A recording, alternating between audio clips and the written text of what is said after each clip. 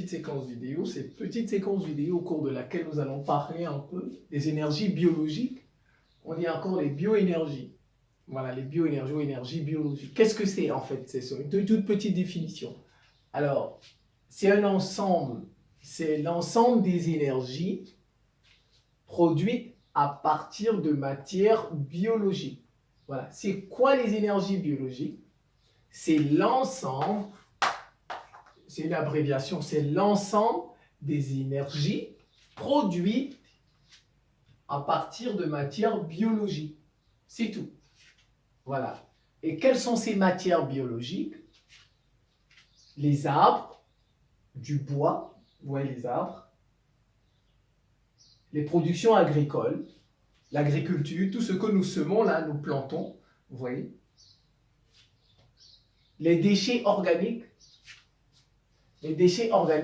domestiques et industriels, les déchets dans l'industrie là, voilà, on peut l'utiliser.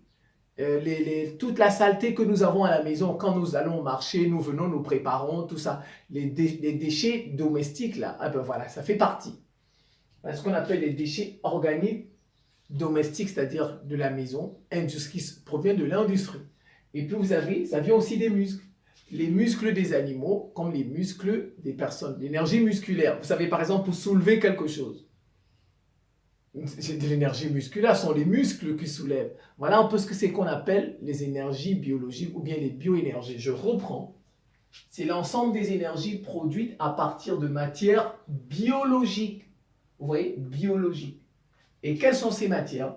Les muscles, les déchets, les muscles, aussi bien chez les animaux que chez les humains, les déchets organiques, domestiques qu'industriels, la production agricole, l'agriculture, et puis les arbres.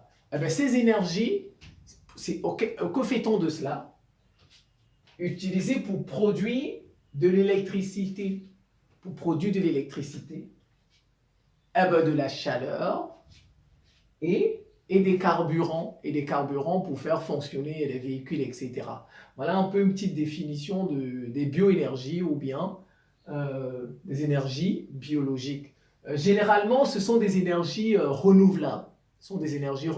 Je prends par exemple les arbres. Si vous décidez de planter de nouveau, quand vous coupez les arbres, vous décidez de les replanter, voilà, ça devient renouvelable. Bon, sauf si on décide de ne pas planter les arbres. Voilà, en fait, en général, ce sont des énergies renouvelables. Sauf si on décide de ne pas en planter. Je prends par exemple le cas des arbres. Si vous coupez des arbres, vous aurez cette énergie biologique, n'est-ce pas?